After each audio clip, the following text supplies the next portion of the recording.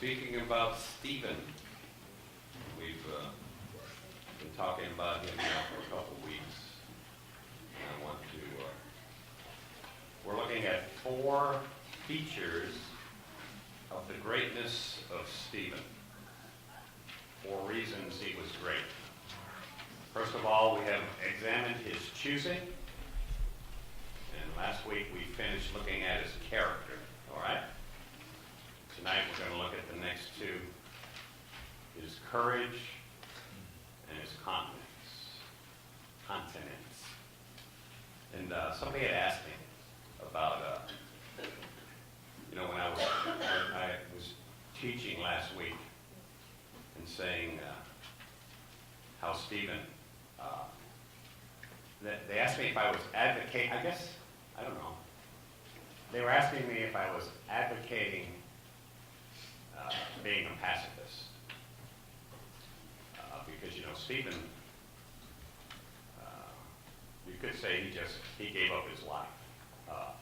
And my response to that, and if that person wants to, you can rephrase that question if I'm wrong.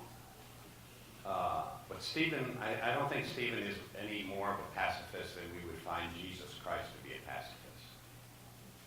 Jesus, on the Passover week, set his face towards Jerusalem. He knew exactly what awaited him in Jerusalem, but because he was doing exactly as God's will was for him, he was going to go to Jerusalem. And I don't advocate having people break into your house and you just sit there and do nothing. What I do advocate is I advocate seeking the Lord's will for your life, and then doing as He bids you to do. So I don't know if that answers the question or not. What do you think, Arlene? Does that answer the question? You answered the question when I called you. Oh, did I? Okay. Well, I wanted to make sure that nobody else had that question. Well, it just seemed like at the end, that's kind of, you were including everybody, using the. Well, I would hope it would be we. We, but, Yeah. and Okay. he and I just kind of thought that you were saying that we should just let evil, I don't know how to, I can't. I know what you're saying. I can't do that. I think the important part to note is that Stephen functioned entirely in the will of God. And because he was entirely in the will of God, he knew exactly what God wanted him to do. And he went and did it. So. Oh, so now you're saying we're not in the will of God. Okay. I'm All right. I'm being smart. So if that clarifies, if that muddies it, you can ask me about it again later. Hopefully that clarifies it. Well, I think your comment that God recognized that God is in control of his life's event. Yes. And he was at the event. Yes. That he was trusting the Lord. He's Yes. either going to kill me with these stones or not. Yeah. And I think we have to trust God like that. And when you look at Stephen's sermon in the 7th chapter of Acts, the first thing he really speaks to is how God has control over history. Yeah.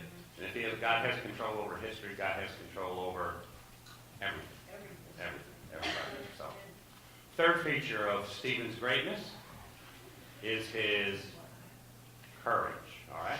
And the narrative here is pretty simple, so I should be able to finish these 2 points tonight.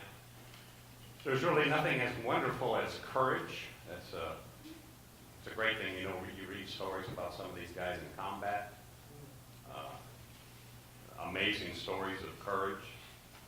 And Stephen was a courageous man. He went right into a hostile world as one who was full of faith, we've read he's full of faith. He was full of the Holy Spirit.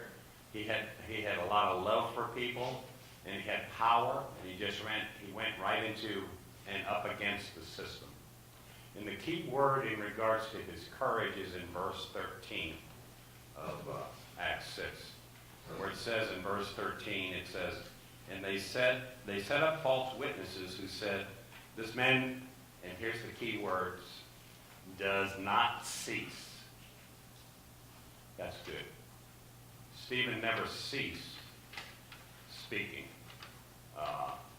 He was one of those Christian people that you just couldn't shut up. He was like many of the other early Christians. They always kept going.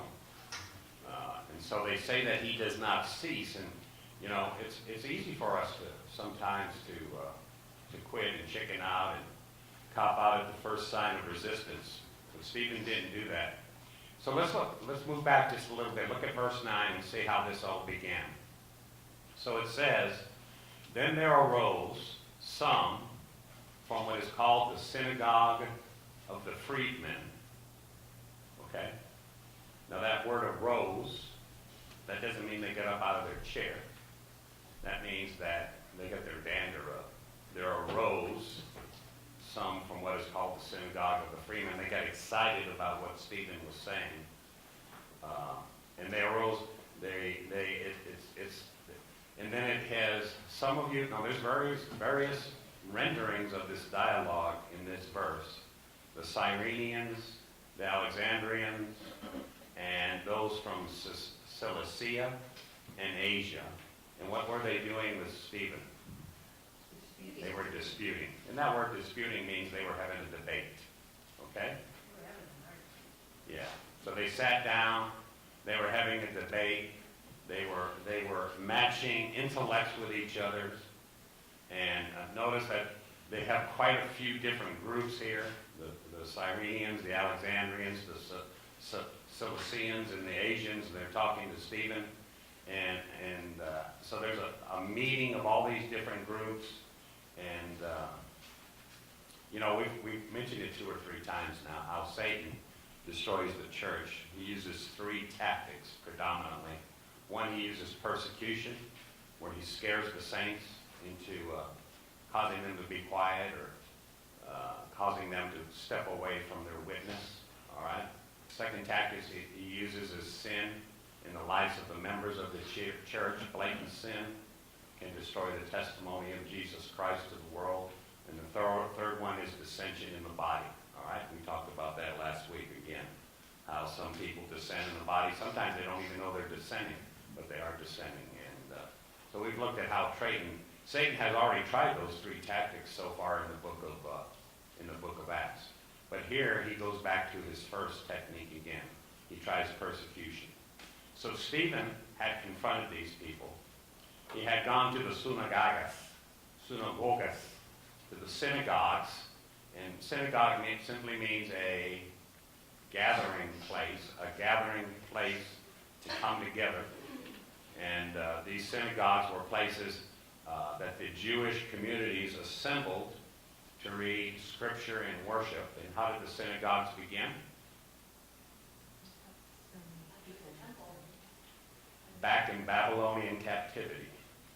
All the way back in Babylonian captivity, when the Jews were taken out away from their temple, they began the practice of the synagogue, of coming together for the form of worship. And when they came back from Babylon, they continued the same type of meetings. Even when they had returned, and even after they had rebuilt the temple, they maintained that habit. And I've read a lot of estimates about how many synagogues were in Jerusalem at this time in history. Most would say more than 450 different synagogues in the city of Jerusalem. Okay? You know, a lot of times we think if there's 10 churches of the same denomination in one town, there's trouble because they never get along with each other. But here you have a whole bunch of synagogues. And these particular synagogues that they're speaking of here are synagogues that are dedicated to foreign-speaking people. And that's why they are noted as they are, okay? They are maintained in the city of Jerusalem for foreign Jews who come during the feast in the pilgrimage time. And so there's a synagogue for the Cyrenians. There's a synagogue for the Alexandrians. There's a synagogue for the Cilicians and for the Asians. And they would be maintained on a year-round basis. There would be a certain number of people there. And then during the feast times and the pilgrimages, people would come to their synagogue because they would feel comfortable there. They would speak the same language. They would have relationships, these people. So there were these little segments and sections and areas of Jerusalem, just like any big city. New York City, they have a little Italy, same type of thing. A Korean community, et cetera, et cetera. Now, Are there synagogues in Israel now today, or where do they? Oh, yeah. It's called a synagogue? oh yeah, still the same thing. There's, I know there's at least 2 synagogues in Tucson. I don't know how many there is, but I know there's at least 2. So, yeah. Like I said, some of them were Christian. So, scholars debate about how many synagogues there are that are indicated here. Different texts have different readings of this. Some say there were 5. Some say there were 3. Some 4.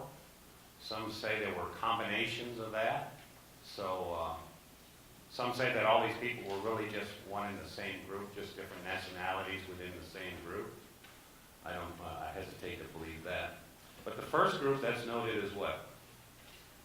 The freedmen. Is that what you have? Some of you could have something different. You could have the libertines. Okay? And the freedmen, that was probably one synagogue. I would personally say that the Cyrenians and the Alexandrians had one together because they were both from Africa. And then I would think that the Cilicians and the Asians had one together because they were from Asia Minor. That's not really the important thing. It's just to try to come up with a number. So I would go with it. I would advocate the idea that there were 3 synagogues in view here. But all of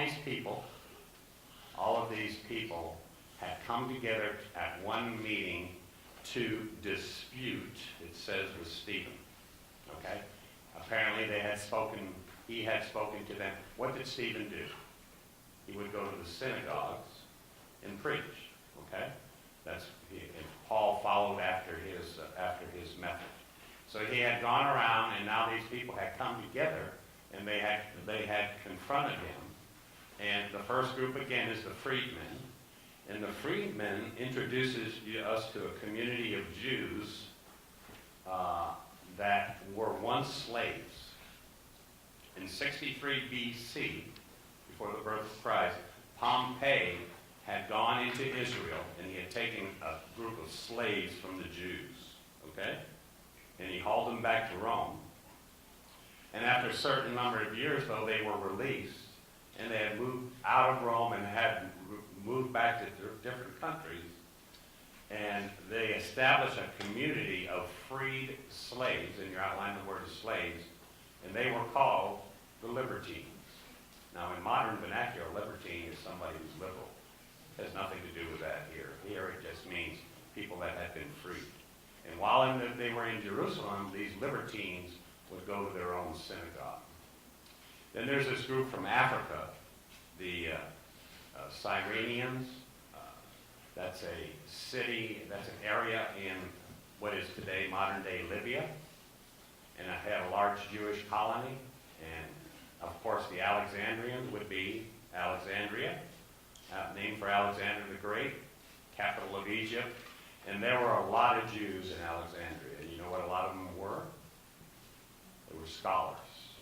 Some of the greatest Jewish minds lived in Alexandria, and a lot of them worked on the Old Testament scriptures in Alexandria. There were a lot of scribes, did a lot of transcripts, a lot of manuscripts that came out of Alexandria. And then you have the group from Cilicia in Asia, 2 districts in Asia Minor. And by Asia Minor, we mean the area north of Israel, which would be today Syria, okay? And then the area going west through the area of present-day Turkey. And the principal city of Sicilia would be the city, where did Paul come from? Tarsus. So I think Paul was at these discussions. And I'll tell you why in a little bit. Or at this time, he would be called Saul. So I think one of the people that Stephen was arguing with was, at that time, the Pharisee Saul. So you've got two pretty good thinkers there, Stephen and Saul, amongst this whole conglomeration of foreign Jews. And Saul's, whose feet did Saul study at? Under who? Gamaliel. Okay. But you know what? I don't think Paul was any match for Stephen. That's right. Stephen was sanctified. He had a sanctified mind. But it would have been a great debate to get to go to, don't you think? The unregenerate Saul and the regenerate Stephen.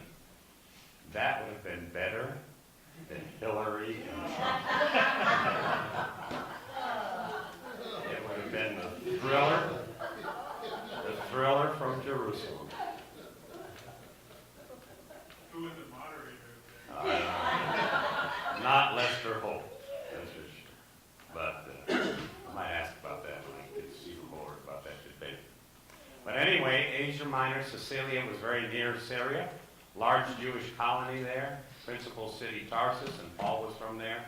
And we know that Saul, eventually Paul, was around because in 758 it says, and I mentioned it during the Roman study this morning, and they laid their clothes, okay? Remember, they took off their coats, why? Because they were getting ready to throw rocks. And they wanted to be freewheeling. They took their clothes and they put them at the feet of a young man who was named Saul. Saul was there for the stoning of Stephen. And then immediately following in chapter 8, verse 1, it says, Saul consented to Stephen's death. So he must have been involved in this whole thing. That's the only thing that would make sense to me. So then there's Asia, which is a Roman province west of Sicilia, and the chief city in that area, I suppose we would say, is Ephesus. And another important city would be Pergamum. But here we have Stephen. He's confronted by these people. They come together. They're disputing with him. And again, the word means they're having a debate. Two brilliant minds were probably dominating the debate, Saul and Stephen. Verse 10. So, it says, what does it say in verse 10? Verse 10 is an interesting verse. It says, and they were not able to resist. They were not able to resist the wisdom and the spirit by which he spoke. Now, most of your Bibles will have a big S on that spirit.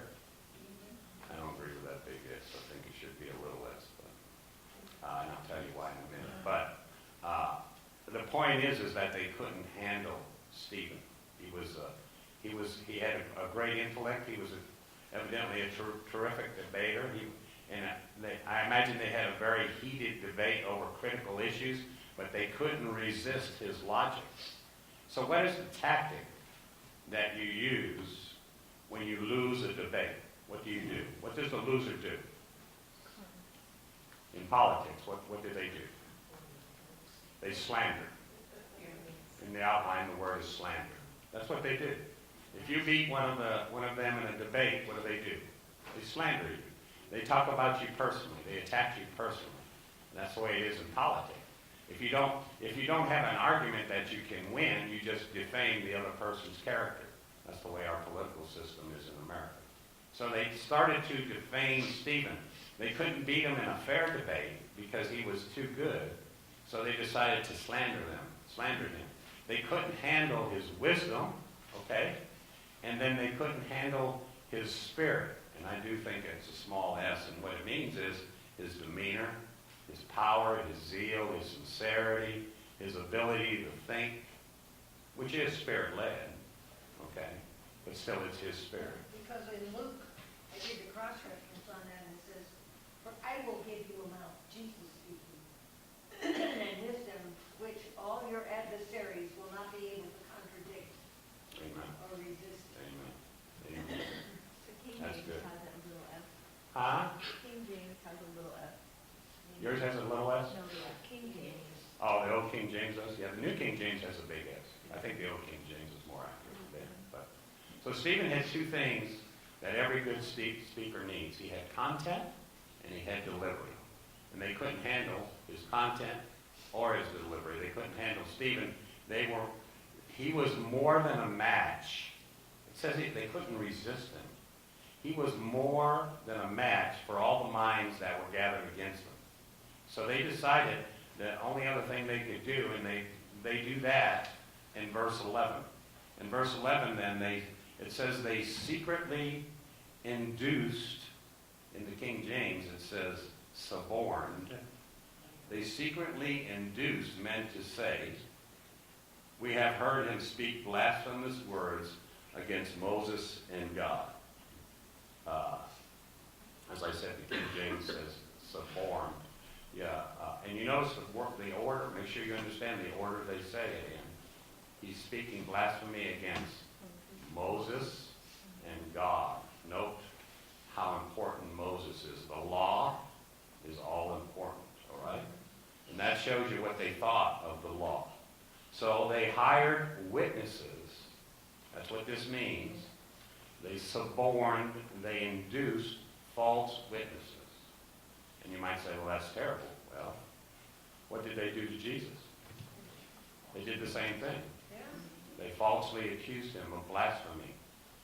They hired false witnesses. So nothing new here. They accused Stephen of blasphemy against Moses and God.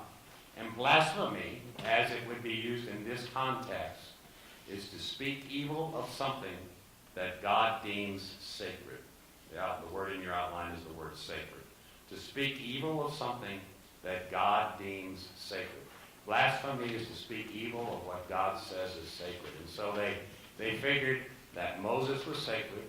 If anyone defamed Moses, then he was a blasphemer. Now notice they held Moses in great esteem. They claimed that Stephen had spoken evil of him. Later on, incidentally, Paul will be accused of the same thing. But here they claim that Stephen had spoken evil about Moses, and that would really be treading on holy ground with dirty sneakers, so to say. That would really get them upset. So Stephen probably argued, and he probably banged right into their sense of legalism, the legalism of Israel. And probably what Stephen said was, he said something like, the law of Moses can't save you. And that would be bad news for them. He probably said something like, the old covenant has passed away. That would be bad news for them. He probably said that there's a new covenant here in Christ, and the law can no longer save you. Probably said that only Christ could save you, and they were figuring, well, that's blasphemy. And I don't think Stephen said what he said in a blasphemous way. Or the text wouldn't say that they set up false witnesses against him. They had people lie about what he said. They would have been, if they had said what he really said, if they had truly reported what he had said, if he had done it in a blasphemous way, that would have been different. But this is false witnessing against him. Not that Stephen hadn't told them that Moses was replaced by Christ, but it was in the way that they said it. And I'll talk about that more in a minute. So they're so zealous for the law that what Stephen was doing, what he was telling them was dynamite to them. And again, he knows it's going to be offensive to them, but he has the courage to say it. And I mean, he could have gone in there and he could have, Stephen could have watered down his gospel. He could have taken one of those water things and watered down the gospel so that he didn't offend anybody at those synagogue meetings. But that isn't the way he did it. He said what needed to be said with no thought of what it would cost him in the future personally. And then they accuse him of blaspheming God. And I imagine that he was presenting the deity of Christ, because this is what they did in John 10:36. They said to Jesus, in John 10:36, they told Jesus, you're a blasphemer because you're claiming to be God.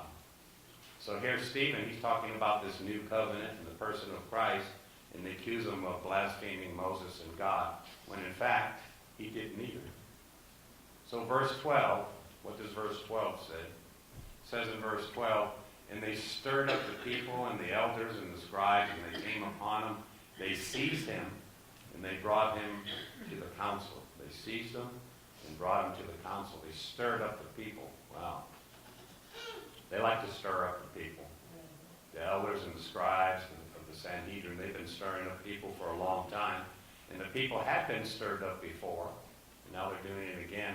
And I don't think it was very hard, because by this time, I think in the city of Jerusalem, what was left in Jerusalem by this time, I think, was hostility. I think those that were chosen by this time had been chosen predominantly. Most of the people that were going to be saved in Jerusalem by this time had been saved, and what were left were people that were hostile towards the message. Remember, these are the same people that just a few chapters ago, they were in favor of the church. But these individuals had not received salvation, and so they seized him. And the word seized there implies much violence. In your outline, the word is violence. It's the same word used in Luke 8:29 to describe the demon who seizes the man and causes him to have to break chains and all that. It's the same word in Acts 27:15 about one of the shipwrecks of Paul, where the storm seized the ship. So the idea behind it is violence, if you want to look at other verses. It's a word that means violence. So they seized him and dragged him away. And isn't it interesting now how the people have changed, okay? Isn't it interesting? Remember, we looked at a while ago that the leaders wouldn't be violent with the apostles. Why? Because they were scared the people would get mad at them. Now what? Now it's exactly the opposite. Now the people are mad at the apostles. And the leaders have them right where they want them. So they've got the people, and the people want to, they seize Stephen violently, and they want to take violence out on them. Now watch this. I want to make this point. And it's a fine line. There is a fine line. Did I put this in the outline? There's a fine line between a willing hearing of the gospel and a violent hatred of the gospel. And what it is the fine line of apostasy. The fine line of apostasy. A man comes up, and he's a willing listener, and he listens, and he listens, and he listens, but he rejects it in his heart. And he walks away. And when he turns away, he becomes a hater. There's a very fine line there. Those that develop the knowledge of the Word of God, I believe one of the only ways they're able to walk away is they're able to walk away in hatred. Because of the knowledge of the Word of God is all about love. God is love. And the opposite reaction to it, the opposite emotion, is hatred, violence. And it's a very, very fine line there. Ruminate on that. Think about that a little bit, and then let me know what you think. So they brought him to the council, it says. And what did they do in the council? Verse 13. They had some more people there. I lost my page. They had some more people in there, and they said about him, this man does not cease to speak.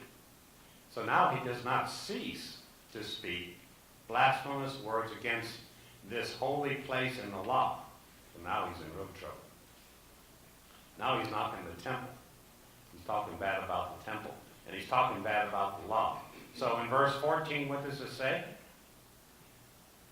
For we have heard him say that this... I love how they do that. They always say that. Jesus, where? Yeah. You know that crummy little town, Nazareth. That Jesus, that hick from Nazareth, that lousy little town. So they always use that phrase, this Jesus of Nazareth. They always throw in Nazareth. That he'll destroy this place and change the customs which Moses delivered to us. That's important, isn't it? Those customs, those customs are important. And you know what? You might say, how was that a false witness? Well, because I imagine that Stephen said something pretty close to that. It's just that they were still lying about him because of the way they said it. It's only false because of the slant they give to it, because at no point, I do not believe that at any point in anything Stephen said he blasphemed God, do you? No, there's no indication of that. He's a man full of the Spirit. And because of the term false witnesses that's used here to describe these people, we can rest assured that they are false witnesses. Whatever Stephen presented, he presented in a positive way. I think when Stephen came to the council, I think he might have said, he may have claimed the hope of Moses has come. He may have said that the claiming that the prophet which Moses predicted has been here. He may have said that the sacrificing, which needed to be repeated all the time in the Old Covenant, was finally accomplished once and for all by the death of Christ. He may have said that. Stephen may have said Messiah has come. He may have said that the Old Covenant has led into the New Covenant, which our prophet Jeremiah predicted. He may have said that. He may have said that we now have access to God ourselves, which the old system could never bring us. Christ can bring us. He may have said that. Stephen may have said that Jesus is the fulfillment of the law. Stephen may have said that the dreams of all of us that have hoped and prayed for a Messiah have finally come true. He may have said that. I believe that's what the type of things Stephen was saying. But you can see they perverted it. And they said Stephen was a blasphemer. And they took it only from a negative point of view. And what they're saying is he's destroying our system. He's destroying our system. Let me tell you, there's been a lot of religious systems through the years that needed destruction. Yes, and still are. Amen. They said nothing about the truth that Stephen was uttering. They twisted everything so that it sounded like he was a revolutionary. And notice in that 13th verse that this man does not cease. He still never stops. And I believe that. I don't think he stopped. He knew what his message would do, yet he did it anyways. He preached it, and he never flinched, and he acted with great courage. And in 752, later, he got right in there and he says, listen to what he says in 752. Which of the prophets did your fathers not prosecute? You know which one? Zero. They prosecuted all of them. And they killed those who foretold the coming of the just one. That's a catchphrase for the Messiah. Of whom you now have become betrayers and murderers. And that was it. They started picking up the stone. After he said that, the die was cast. He says, you killed the just one. You know, he could have said a lot of other things. But when he said that, that's the end of it. Wham, the rocks are going to start flying pretty soon. So he had courage, and he exhibited that courage. So Stephen's greatness, we've seen, it's in his choosing, it's in his character, and it's in his courage. And that's what was true. And he knew the cost, but he didn't count the cost to be enough to cause him not to say what he needed to say. And then quickly now, the last one, his greatness is in his continence. Don't turn off your brain. Give me 10 more minutes, okay? I want you to get this. In 6:15, it's important. And it says, what does it say? It says that all that sat in the council looked, how? Intently, steadfastly, intensely at him. And what did they see?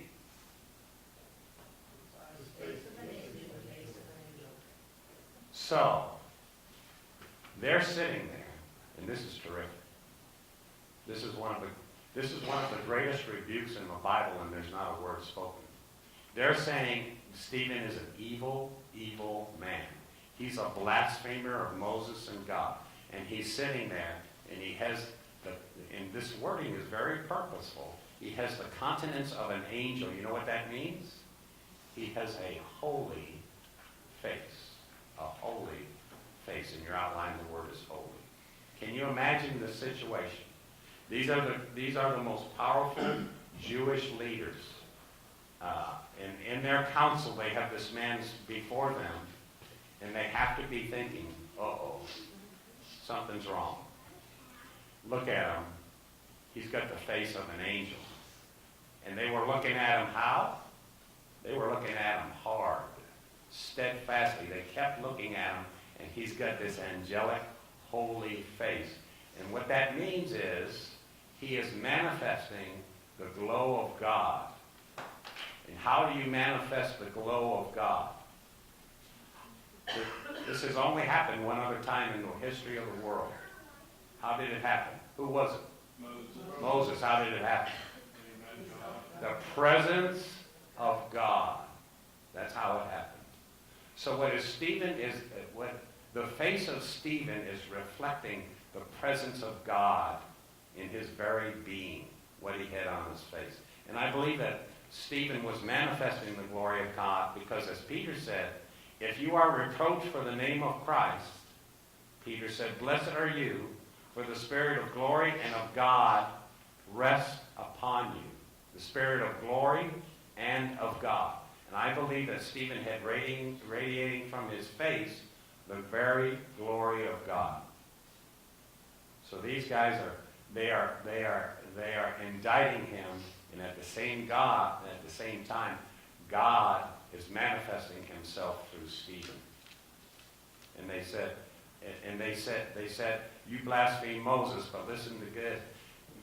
So they're accusing him of blaspheming of Moses, and God is putting on Stephen's face the same holy look that he once gave Moses when Moses came down from the mountain.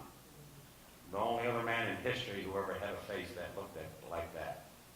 Moses. And it says at the very beginning when we started this section on Stephen, I said that I think Stephen ranks with Moses, and that's why. And I think God was rebuking these Jewish leaders. They knew what Moses looked like when he came down from the mountain. That's part of their writings. They knew what Moses looked like, and now they're seeing the same thing in front of them. And you know what God is saying? This is important. God's saying, as he said in Exodus 33 and 34, and you can read the story of yourself about the glory of God on the face of Moses, as he came down from the mountain with the glory of God, what did he have in his arms? He had the old covenant in his arms. And Stephen has what? Stephen has the new covenant in his heart. It's a very dramatic point in the history of Christianity.